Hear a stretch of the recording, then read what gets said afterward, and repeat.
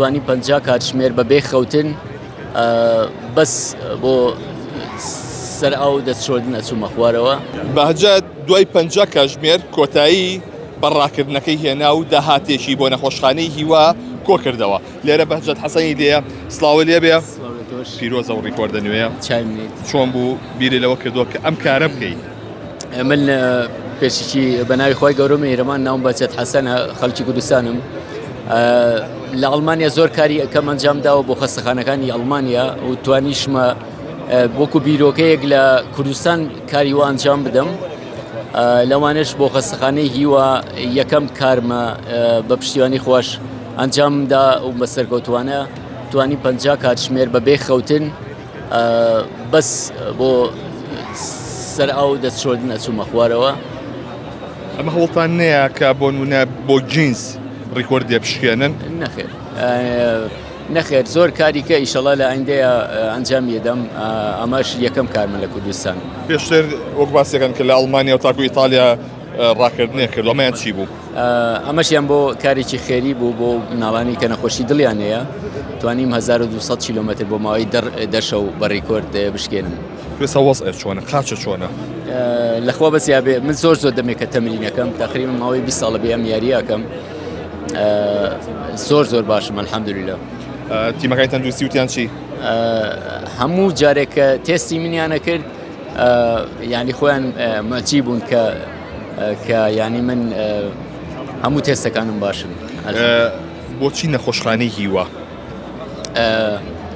من زۆر دەمێکم بیرۆکەی لە مێشکمایە لە ئەڵمانیاش یارمەتی ئەو خەستەخانەی ترم داوەوانی کە نەخۆشی دڵیان هەیە کرێبس کرانکەکندی پێڵێن، ینی ئەوانی نەخۆشی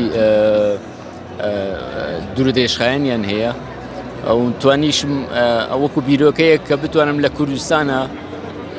لە کوردستانە کە بتوانم کارێکی وە ئەنجام بدەم و ئینشەڵا بە پشتیوانی خۆی لە شارەکانی تریش بیکەم. زۆر سپاس بۆ تۆ بە هیوای ئەوەی کە ئەم جارە ڕیکۆردی جینس بشکێنی. چاوەڕوانی ئەو لیەکەی. زۆر سپاس بۆ جەنابێ. چۆن بوو ئەم بابەت تا ڕێخست لێرە؟ وەڵاهی خۆی بیرۆکەکە پێشتر ڕێکی خستە بوو لە ئەو کاتە لە ئەڵمانیا بوو 2000 بینیمان تەرحێکمان بۆ کەروتمان وەرەوە بۆ کوردستان. ئەم خۆی ئەوە ڕاستی بێ بە تەما بوو لە خانەقینەوە هەتا زاخۆ بەڕاکردن بڕوە، بەڵام سەیری باری ئەمنیەت و کەش و هەواکەیمان کرد زۆر گونجاو نەبوو. بە بەردەوامی وایە 2 سارە 3 سارێ لەگەڵا وایە بەڕاستی سپۆنسەرێکی واشمان نەبوو.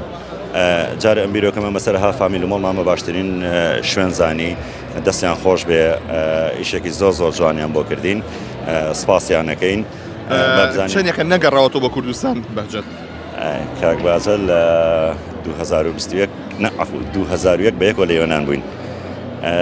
من تقریبا 10 ساڵە بێکزاری هاتمەتەوە یەکەم جارێتی بێتەوە، یعنی تقریبا 23 بۆ 24 ساڵەکەات. 24 ساڵ تقریبا هەر زۆر ئەڵە نەبووم. بەڵێ بەهجەت دوای 50 کاتژمێر کۆتایی بەڕاکردنەکەی هێنا، بۆیە لێرە خەڵکیشی زۆری لێە یانێ وێنەکە بەهجەتا بگرن تاوەکو ئەو کاری کردووە بۆ نەخۆشخانەی هیوا، هەتاوەکو ئەوان دەستخۆشی لێ بکەن پاڵپشتی خۆیان بۆ دەڕ. مامەجا سڵاو لێ بێ. چی کاک بەهجەتی جەنابم؟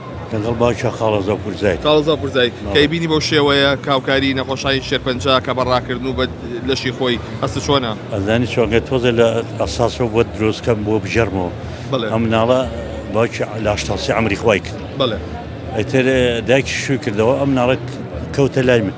منیش شانازی ئەەکەم شکر بۆ ئەو خوایە گەر ئەم مناڵەم بەخێو کرد و بوو بە یاریدانێکی ئاوا ناودەوڵەتی پیاوی وەکو ئێوە دێ مقابلەیەکەن. شکر بۆ خۆمەکەوتو بێت. چ کەناڵێکم ئێمە 964 زۆر سپاس بۆ بەڕێستان. بەڵێ ئەوەی کە گوێبیستی بوون ئەمە خانەوادەی بەهجەت بوو. بەهجەتیش کۆتایی بە ڕاکردنەکەی هێنا و داهاتەکە ئەوەی کە کۆکراوەتەوە بۆ نەخۆشخانەی هیوا دابین دەکرێت.